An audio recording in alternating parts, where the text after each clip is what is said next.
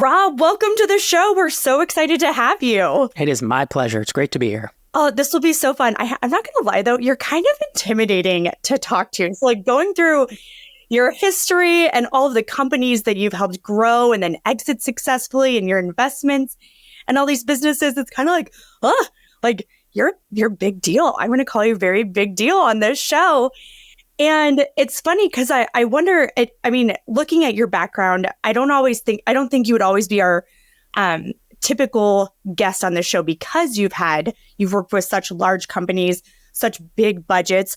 But what a lot of people don't know about you is that you were also a solopreneur and you lived that life for many years. You were over your corporate job and you wanted to fly solo. And that's what a lot of people who listen to this show are experiencing today, and they're just starting out. And so I kind of want to take your experience with these big companies, but also as a solopreneur, and whittle it down to this solopreneur audience, because I think you have so much advice to share from all of your experience. So if you're ready to get going, I'm ready to get going. It's very kind of you, and absolutely, let's dive in. Awesome. So actually, a number of people in our community, I do want to start with the bootstrapping. A lot of our audience doesn't go after funding because they're coaches, consultants, but there are those people that are looking for outside funding. But you're all in it you're pro investor, but you're also pro bootstrapping. And I want to know what the key advantages are, in your opinion, for bootstrapping a startup if people are needing that money, or versus seeking outside funding if they're needing the money. Yeah. I've thought a lot about this. I've actually given several talks. I wrote about it in one of my books. I have this loose rule of thumb. So you've heard of the 80-20 rule, where it's like 80-20 applies to a bunch of things. It's not exact, but it's directionally correct usually. This is similar. I call it the 1-9-90 rule. So I think that if you're starting a product company of some kind, so not consulting, not agency, not freelancing, but a product, whether it's software product or something else you think can grow quickly. In my world, it is SaaS and software. I think about 1% of those companies should consider raising venture funding, which is like the go big, go home. I'm going to raise a lot of money and go big. I think about 9% of them should consider raising not venture, but some type of funding to help them get along. So maybe angel funding. I run a startup accelerator for SaaS bootstrappers called Tiny Seed. Like, it's independent funding where you remain in control. You don't have to get huge and sell for $1 billion, but there's still some type of investor involved. And then the other 90%, if you remember, it's 1-9-90. The other 90%, I think, should just bootstrap. I think they should just bootstrap. And the thing that kills me is when I go on the internet, or I used to go to in-person meetups where I grew up in the Bay Area, and the expectation was that just 100% of companies raise funding. And that's just not true. And it's not even smart. Most companies shouldn't raise funding. And funding is just a tool. Funding is like a hammer or a shovel. And when I see bootstrappers get too caught up in funding's evil, you should never raise funding. It's like, so you're saying I should never use a hammer? But what if I have a nail, right? Sometimes you should use funding. And then the VCs, or the venture industrial complex, as I call it, they want all of us to raise funding because that's how they build their ecosystem. It's like, well, I don't want to always use a hammer.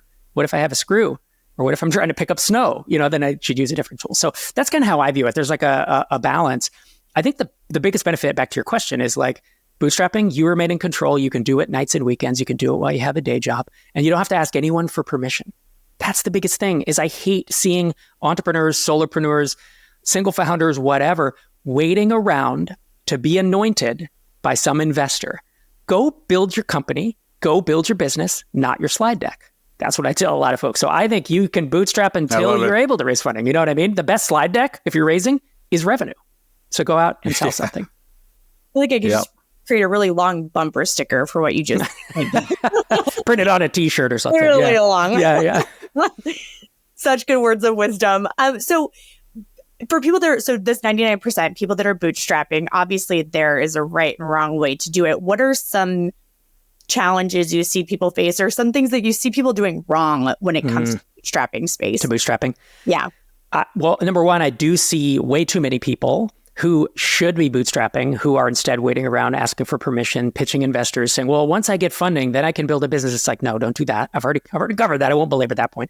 Another mistake I see is people who want to, quote unquote, play business. It's like, I have business cards. I'm going to go get a logo on Fiverr or Upwork. I'm going to incorporate I'm going to get an LLC. I'm going to set up bank account. And it's like, how about you get someone to pay you money? You don't have a business until a customer or a client, whatever word we want to use for them, is paying you some money. And so if you're selling a service, like the first service that I sold was, I was a software developer at my day job. And I realized that people might pay me $50 an hour. This is a while ago. It's probably $150 now, but it was like 20 years ago, to like write some code or build a website for them nights and weekends. So I posted to Craigslist, I am a developer in Los Angeles, $50 an hour. And I didn't really know what I was doing, but someone paid me a thing. I had no LLC. I had no business cards. I had no logo. But guess what problem I solved? It was a problem that someone needed solving, right? And I made my first $1,000, on the side that way. Or you can, let's say you want to build products, like you can go in your basement and try to write an ebook or build a course on something that you know. But instead of spending 6 months doing it, can we get out a quick minimum viable thing that we put on Udemy to see if there's interest in it? Again, it's a mistake of people who I think are avoiding the hard things. The hard and scary things are the rejection of, no one wants to pay for what I've built. I don't like talking to people and I'm scared. That was me for sure. But so it's that resistance, Seth Godin talks about the resistance of shipping something into the world. That's probably, aside from asking for funding, like one of the biggest mistakes I see folks making. It's kind of a fail fast approach, like get it out there, see what's working, what makes sense. Is that how you would say people can overcome that fear? Like just to do it and just to dive in and to experience that fear? Because that's such a mental block for people. How can they overcome that? Yeah, I think part of it, honestly, is becoming, I know we're going to talk a little bit about kind of community and networking a little later, but being around other people, even if it's online, like you don't have to be in person with them, who are shipping things and succeeding and failing, and you start to see how it's done and, oh, this is possible.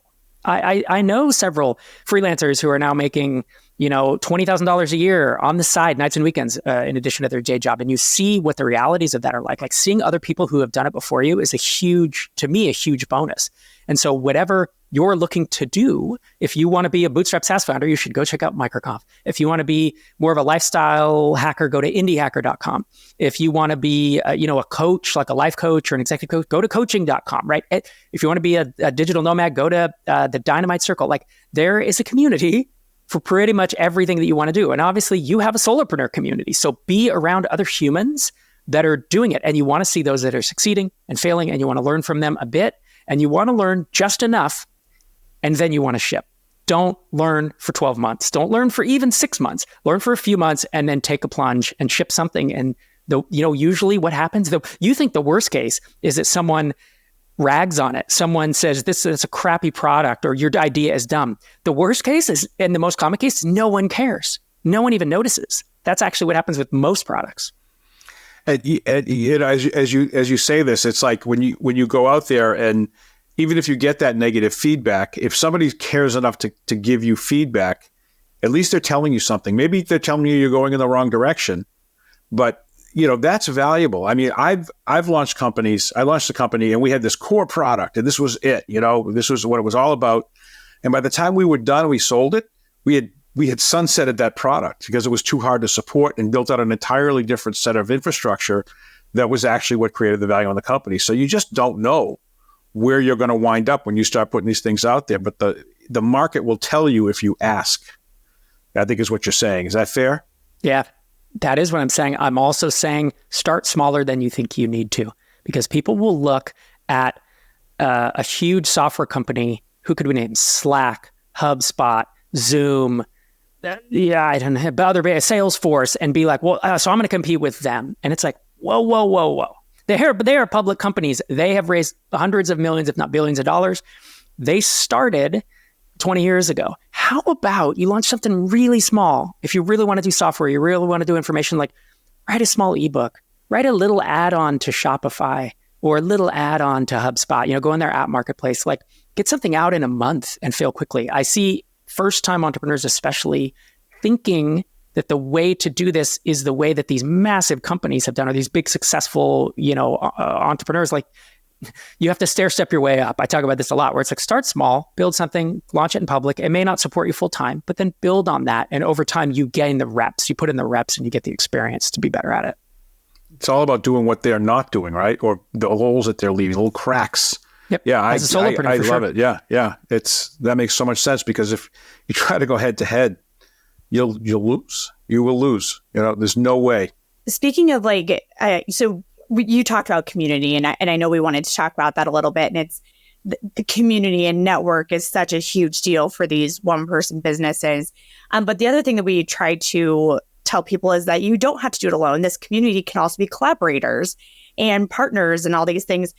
With the remote workforce, what advice do you have for people that want that help, and how do they approach collaborations and make it so you're helping each other rather than flying solo? Yeah, I mean, I think there's two things I would think about as a solopreneur. And like you said earlier, I was solo for 5-6 years before I started an effort that was large enough that I needed to hire employees. So I lived it. And there's two categories, right? You're talking collaborators, which is folks like, hey, let's work together. And then there are, I would call them freelancers, contractors, team members, where I'm managing them. I'm hiring them and I'm paying them dollars per hour to do a task. So I want to start with the latter, because I honestly think if you can, that's where I started. Because to me, collaboration's always got just a little complicated with, well, who gets the lion's share of this? Who's bringing in the work? Is there a contract that it's like you start having not co-founders per se, but there's a lot to work out with that. It's pretty crystal clear if I go on Upwork or I go on Fiverr or I go on freelancer.com and I say, I'm going to pay you $20 an hour to do XYZ thing. And we have it in writing. I'm going to pay you $50 an hour to do XY deliverable. Even that can be complicated, right? Because people sometimes are flaky. I think my big learning there was, in order to find my first virtual assistant I hired in 2000, let's think, that was not 20 years ago, it was probably 17 years ago. I think I hired 4 over the course of 6 months before I found one that was really good. But then I worked with her for 3 years. She was part-time and this and that. So a big learning there for me was, you're not going to get it right the first time, but learn how to delegate and, how to hire well enough. And then you got to fire fast in that respect.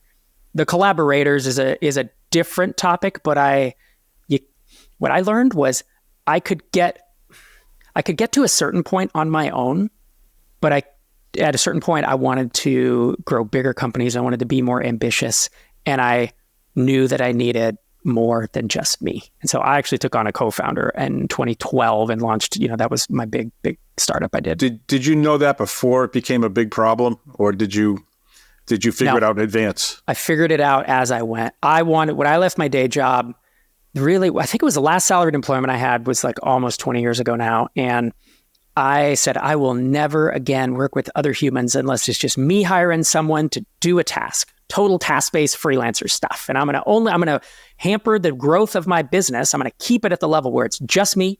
And at a certain point, I had 9 contractors. There were designers, and there were 2 virtual assistants. There were people with support. And, I had multiple small software products. I had about almost a dozen small software products that all cobbled together made just under, it was about $150,000, $175,000 a year. It was a great living. I lived the 4-hour work week. I worked about 10 to 12 hours a week for almost a year with all these small software products and this team of contractors. And so I was like, this is it. Rest of my life, I'm semi-retired. I was in my early 30s or something. And what I realized, to your point, Joe, was I got 2-3 years in, and I was like, man, this is pretty lonely. I got 4 years in, I was like, this is actually really boring. I got 5 years in, and I was like, I want to do something more than this. I found freedom. I believe we all seek freedom, we seek purpose, and we seek relationships. I think those are the 3 things that keep us healthy. I found freedom. I spent my up my adult life up until then finding it. Once I had it, it was great for about a year, until it was no, I've lost purpose because I just have these things generating money. And I realize if you're listening to this, you probably think this guy's insane. Everybody I know, no, not at all. Everybody I know who's hit this, where you get bored. You need that. If you're an entrepreneur and you're ambitious, folks on this call and people listening to this podcast, you want to take it to the next level. So that's where, back to your question, Joe, of it took me a few years to realize, I think I do need collaborators, or in my case, it became a co-founder with my next EMX effort. It's interesting though, because we talked to someone yesterday on a podcast, and he basically, his business got to the point where he was getting killed and finally realized he had to start hiring people. But it was the other way around. You realized that your meaning in life was getting overrun by loneliness, and decided at that point to start bringing other people in. Very interesting. I like this. I would still consider myself, I don't know if you consider someone with 9 contractors a solopreneur, but it was weird. I didn't have a team. They were all they had tasks and they just did them. And so I still would have called myself solopreneur. And the reason I did that was because, man, I didn't want to answer email support for all these products, right? It was like, that would have been terrible. That would have been a big mistake. Well, so Rob, that was a key learning, like the loneliness and everything. And I think it's helpful for people just starting out to hear kind of some challenges that people have overcome in their careers, especially somebody that has had a career like yours. What other key learnings would you say you would want to share with solopreneurs who are just starting out that you could help them avoid? Yeah, I think I touched on the one earlier of like the biggest thing I see is people avoiding the hard things. There's no question, if you're listening to this and you have a skill set, whether you're a software developer or whether you're a writer or whatever, you can go write an ebook. There is no risk that you can't. There is no risk that you can't build the software product. There is no risk you can't build the product. The risk is, will people pay for it? Can you sell it? Can you market it? So you want to reverse it and try to answer those first as best you can. And so sometimes that means, I'm going to put up a landing page. Like if I'm a marketer, I'm going to try to put up a landing page, write some copy, try to drive traffic to it, see if anyone's interested in this thing before I build all of it, maybe hopefully most of it. If it's going to be a sales thing, if I'm a freelancer doing consulting, which I did, I'm going to put myself out there, whether it's Craigslist, Upwork, Fiverr, whatever, Facebook groups, whatever, that, hey, I do this thing for this much per hour, and try to sell it first. Try to put yourself out there in a way that can get you, you're trying to remove the uncertainty, around that. Early entrepreneurs do too much and not hire anything out. That's probably the other thing. And that was an early learning, as you can tell by my 9 contractors. What was your first thing that you outsourced? It was email. So for me, again, it depends on what type of product you have, but I had these, I was a developer who learned how to market. And so I was doing SEO and AdWords and stuff, and I was driving traffic to a couple different software products. And there was a lot of support. It was low cost, high number of customers. And so there was this constant email support coming in. So I hired a virtual assistant who would answer all those email responses. And then as I figured out what else she was good at, it turns out she could do some design work. So she would design little things here and there for me. Oh, I learned she could write emails. So she would write emails, but she became a utility player for me. But realistically, to me, I look at my business and I think, what are all the things I'm doing? And is there anything I really don't like doing or I'm not good at? And is there anything that's a bottleneck that I have too many incoming leads? I'm doing too many sales calls. Well, maybe I need to find someone who can help with sales calls. Or I have too many customers. I need help with customer success and getting them on board. Well, maybe I need to hire a customer. It really does depend on the business and the type of business you launch. But it's always looking at what are the bottlenecks and what am I not good at? What's sapping life for me? Rob, I'm curious. You've been in this entrepreneur space for nearly 20 years now. And I'm sure there have been so many changes. I mean, obviously with the remote workforce, that's changed everything. But what have you seen change the most that would apply to solopreneurs? And what do you predict the next 10 years could see for solopreneurship?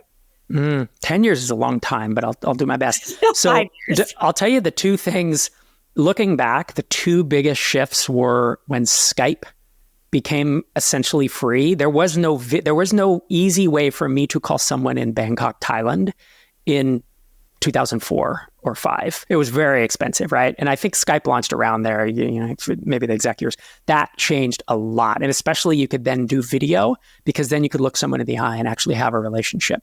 That's when the second thing kicked in. It was offshoring. It was being able to hire someone in Bangkok, Thailand, or in the Philippines. My first VAs were in the Philippines. That all happened. It felt to me like it started happening, and I think I had my first VA in 2006. 4-Hour Workweek came out in 2007, and it really blew up from there. For the next 3-4 years, a lot of folks were doing that. And I remember there was all the hubbub about offshoring and how that was going to, ruin, every American was going to be out of a job and everything. And that obviously, wasn't the case. But looking back, those were the things. It was, and there were a bunch of digital nomads around that time that moved, right? It was disenfranchised, angry, kids coming out of college who couldn't get a job that even paid for their student loans. They would move to Bali or they would move to Bangkok. And the fact that Skype existed, they could then do remote freelance work at half the price of my friends in LA, because at the time I lived in LA, And yet they were Americans with fully fluent English, so they were still able to do it. So anyways, Skype and that communication, obviously now it's Zoom, but you get the idea, as well as offshoring / outsourcing / just being able to hire someone that didn't live in your city. And frankly, my early businesses that I talked about, all my solopreneur stuff, none of that would have worked if I hadn't been able to hire cheaper talent, because everyone I knew in Los Angeles made a lot of money and I couldn't have built a business, without it. Now that's looking backwards. Looking ahead, to me, it's AI. Like AI is the superpower, right? And learning to use it, whether you're learning to write prompts well, AI doesn't do everything for you. And AI is an accelerant. It is not an advantage unless you learn to use it better than your competition, right? But anyone can go to ChatGPT. We could go right now and just type stuff up, outline a YouTube video that compares, Superman and Batman. And it's going to put out a mayonnaise sandwich, which is very bland and not actually that interesting. So then it's like, okay, how do I either get better at writing prompts, or how do I have the knowledge in my own head that I can turn that into something unique? So to me, it's learning whatever it is in your field and how AI applies, whether it's AI that helps you write code, whether it's AI that helps you, outline, brainstorm, do whatever, generate images. It is, I think, ignoring it or like putting our head in the sand and acting like it's not a thing is not going to get you ahead. Yeah. And it's funny to say, to speed it up. So full disclosure, ChatGPT helped me with these interview questions. I was going back and forth in my head because there's just so much I can ask you when it comes to entrepreneurship. You have such a history. And I was like, I need to really whittle these down. So I came up with my questions, and then I put it in ChatGPT, and I was kind of playing tennis with ChatGPT to come up with the right questions as it applies to our audience. And it's just because I feel like people just look at it as a content generation tool, a code generation tool. And it's it can be used for so many things to save you time that would benefit you, where your time could be put elsewhere. Because I wanted to make sure we had the best questions for you for our audience. And it was kind of like an assistant. Yeah, that's what I've used. I've had to naming things is hard, right? Yes. Naming books, because you kind of can't, especially books, you can't change them, right? So this is my 4th book. I'm currently writing my 5th book with my wife about selling companies. Naming them is hard. My first stop, ChatGPT. So I'll ask ChatGPT, do 20 titles that are alliterative, just to see, because I can't come up with 20 titles. And usually one is like, ooh, that's interesting, and you're just going down a path. And that's what I mean. Like, I'm not Mr. Super Pro AI. I know there are issues with AI and image generation. And is it stealing people's images? Kind of. I think the courts are going to work it out. So I'm not like some AI bro, but I do think that putting your head in the sand is not the right response either. But I agree. It is so good for naming things. I struggled with naming things, and it's what a great tool for that. I'm with you. Mm-hmm. Well, so people have AI now as in their back pocket. They can use that to use it better than competition. I think the hard thing right now is, like with coaches, with consultants, there are a million coaches and consultants, and it's separating themselves from the crowd. And in this virtual age, you can have a client in Timbuktu or in your local city. And so it's really hard to stand out in this space. So AI aside, what advice would you have for solopreneurs to stand out from their competition? So the way that I've typically done it in my career is to find a position in the market that I think I'm the best at. And it has to be different from maybe different from all. That may be tough with coaches, but different from most. So it's not, hey, I'm the next CEO executive coach. I'm a life coach. It's like, I'm a life coach for men in their early 30s who are struggling with their career day to day. I'm the executive coach for founders of software companies who are doing, who are at teams of 10 to 50 employees. It's right. It's like you start to niche down. And the fear there, of course, is, well, aren't I shrinking my market? And you are. But can you be the best in your state, in your country, in the world at that one thing? Maybe. And if you are, think of what I do. You could say, oh, Rob's in the startup space, right? I talk about startups. Startups is huge. Startups is Uber, SpaceX, Tesla. Those are startups. I don't do any of those. So it's like, okay, well, maybe are we just talking about software startups? And it's like, well, even just software startups. There are like software startups software that powers drones, software that runs on, on a phone, or like powers my little amp here that's running my microphone, like embedded software. I don't do any of that. I'm web software. Okay, so that's even smaller. And then there's web software that's not SaaS. I'm only SaaS. And then there's bootstrappers, think of how small I've made my market. I mean, the entire addressable market of my whole world is probably a couple 100,000 people, maybe in the world, 200,000-300,000 at any given time. So it's not very big. And yet I've built 6 successful companies, bootstrap 5 of them. Like I have a venture, an accelerator venture fund that invests in them. I have a community for them. I'm working on my 5th book. Like it's big enough. So that's kind of the advice I always say. It's like, do you want 10% of a small market or 0% of a huge market? And that's what happens when you go too broad. And so we're all preaching the same thing here. It's like, please focus, niche down, and people are so reluctant to do it. And you can go broad later. I could now, if I wanted to. Maybe I'll do venture-backed SaaS too. That's adjacent. Now we have a Venn diagram, right? I'm doing what I'm doing. And then, yes. I could branch into venture and I would have credibility now. And then maybe I do non-SaaS software. I could if I wanted. I don't have much of an interest in it, but that you can do that later. It's like a land and expand or a wedge. There's a bunch of terms for it kind of in MBA land. And you can kind of do trial and error to figure that out. Even for us, we rebranded the podcast to the Aspiring Solopreneur from the one-person business, because at first we were going after solopreneurs. Well, there's like 50 million plus solopreneurs, kind of a big audience. And so we're like, okay, we have those people that have been doing this for a while. Let's just focus on these new guys, the aspiring solopreneurs. Even that, at some point, Joe and I will probably whittle that down. We're just trying to figure out how.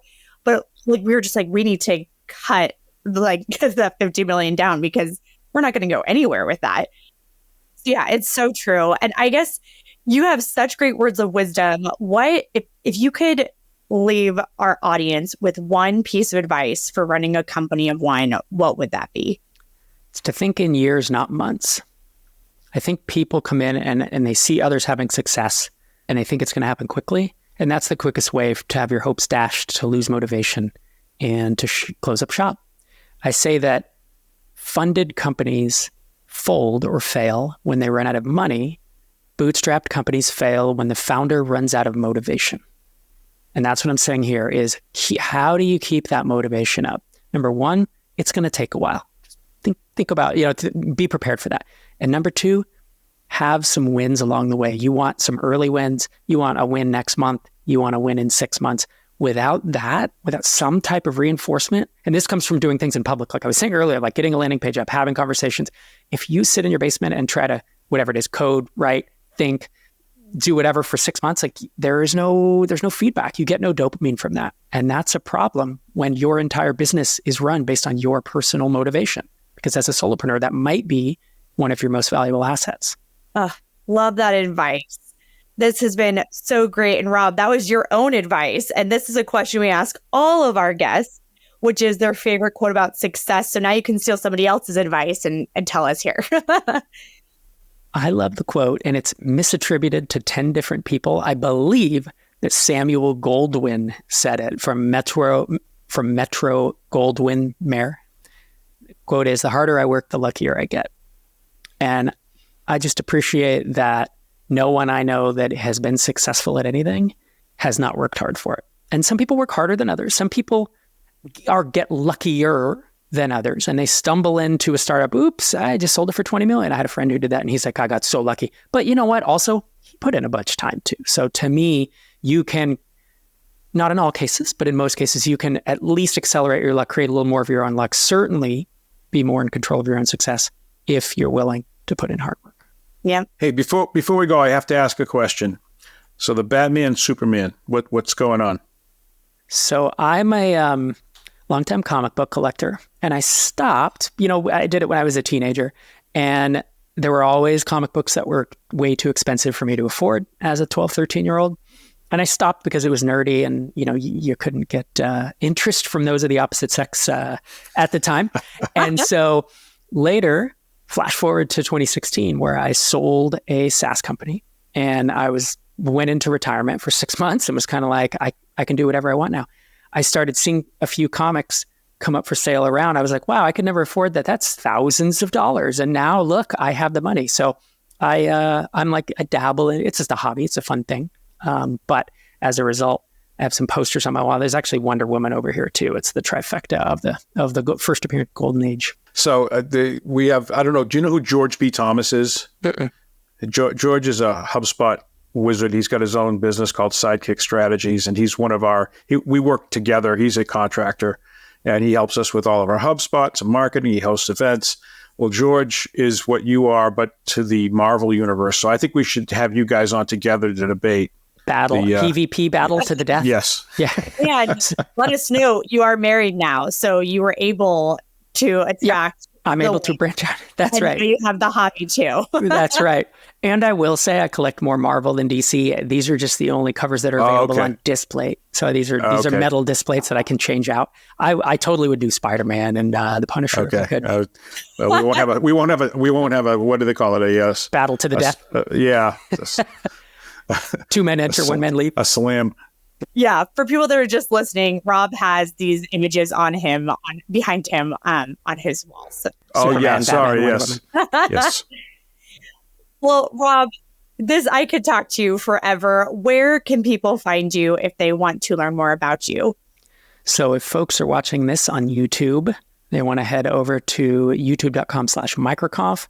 That's one of my companies that I run, and I release a new video there about every week or two, just talking about startups and bootstrapping. If they're listening to this as a podcast, I have really the longest running bootstrap podcast in existence called Startups for the Rest of Us. I just recorded episode 710 this morning. I've shipped 52 episodes a year since 2010. And so it's kind of a fun jaunt. You can go back and listen to all the nutty goodness from the past 14 years. That's so cool. What was the first one? MicroConf. Like microconference, shortened. Yeah. Oh, MicroConf. Okay. CONF. Got it. Cool. Yeah, that is so great. Well, Rob, we can't thank you enough for coming on today. This has been such a beneficial and enjoyable conversation, and we really appreciate your time. It was amazing. Thanks for having me. Yeah. And listeners and viewers, we love providing this content for you. We love educating you and bringing in these awesome guests like Rob. In order to do so and to continue to do so, we would love those 5-star reviews, those comments, subscribes, all of the above. You know what to do at this point. Please do that. We'd really appreciate it. And otherwise, we'll see you next week on the Aspiring Solopreneur.